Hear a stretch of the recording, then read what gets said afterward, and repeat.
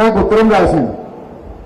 ఆ ఉత్తరంలో ఏం చెప్పిండంటే, కాంగ్రెస్ గవర్నమెంట్ వచ్చిన ఇన్ని రోజుల పాటు ఆయన చాలా సీనియర్ మంత్రి 5 దగ్గర పనిచేశాడు.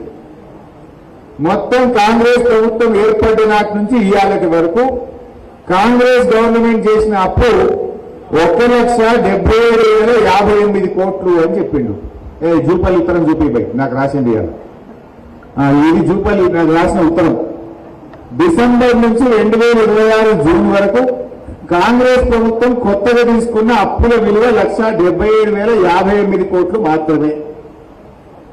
సరే, అదే కాలంలో బీఆర్ఎస్ ప్రభుత్వం చేసిన అప్పులు అసలు కలిపి 2,681 కట్టినాయి అన్నాడు. ఇది జూపల్లి ఉత్తరం, నాకు వాట్సాప్ లో ఉన్న ఉత్తరమే. ఇప్పుడు అది పంపించి స్క్రీన్ మీద పెట్టినా. ఎంత అప్పు చేసిందంటే కాంగ్రెస్ ఎంత 1,77,058 కోట్లు అని జూపల్లి నాకు ఇవాళ ఇప్పుడు రాసిన ఉత్తరం. ఇప్పుడే నా ఫోన్లో ఉన్నది. ఆ ఫోన్లోకి వెళ్ళి తీసి పెట్టినా. ఇక నేను రిజర్వ్ బ్యాంక్ ఆఫ్ ఇండియా రాష్ట్ర ప్రభుత్వం చాలా రకాల అప్పులు చేసింది. టీజీఐసి అప్పు చేసింది, హెచ్ఎండిఏలు అప్పు చేసింది, భూములు అమ్మింది, సివిల్ సప్లైస్ కార్పొరేషన్ లో తెచ్చింది, ట్రాన్స్కోలో తెచ్చింది, డిస్కామ్ లో తెచ్చింది. అవన్నీ లెక్క తీస్తే 4.5 लाख కరోడ్ అవుతుంది. కానీ అఫీషియల్ గా రిజర్వ్ బ్యాంక్ ఆఫ్ ఇండియా నుంచి తెచ్చిన అప్పులు ఒక్కసారి చూపిస్తే అది చూపి బాబు. అంటే రాష్ట్ర ప్రభుత్వం రిజర్వ్ బ్యాంక్ ఆఫ్ ఇండియా నుంచి ఏ రోజు ఎన్ని అప్పులు తెచ్చింది, జర పెద్దగా చేసి కింది కానీ పైకి పోతా ఉందాం. ఏ రోజు డైలీ డేట్ వైజ్ తెచ్చినాయి. జర పెద్దగా అవుతుందా?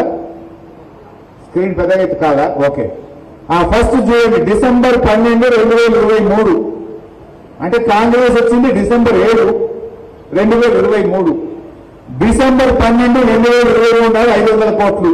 డిసెంబర్ 19, 2023 నాడు 500.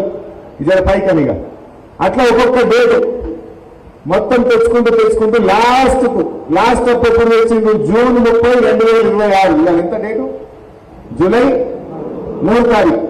లాస్ట్ అప్పు ఎప్పుడు తెచ్చిందంటే జూన్ 30, 2026 నాడు 2,000 కోట్ల అప్పు తెచ్చిండు. అది 175వసారి రిజర్వ్ బ్యాంక్ ఆఫ్ ఇండియాలో తెచ్చిన ఎఫ్ఆర్బిఎం అప్పు. మొత్తం కూడితే ఎంత కనబడుతుందా? 1,86,067 కోట్లు. ఇది నాది కాదు statement, reserve bank of India.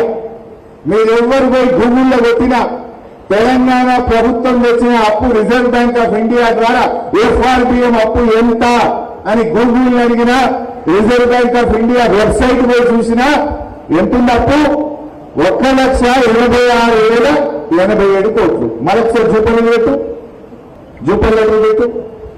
ఇది 1,86,000 ఏం చెప్పింది Reserve bank of India. Jupally ఏం చెప్పిండు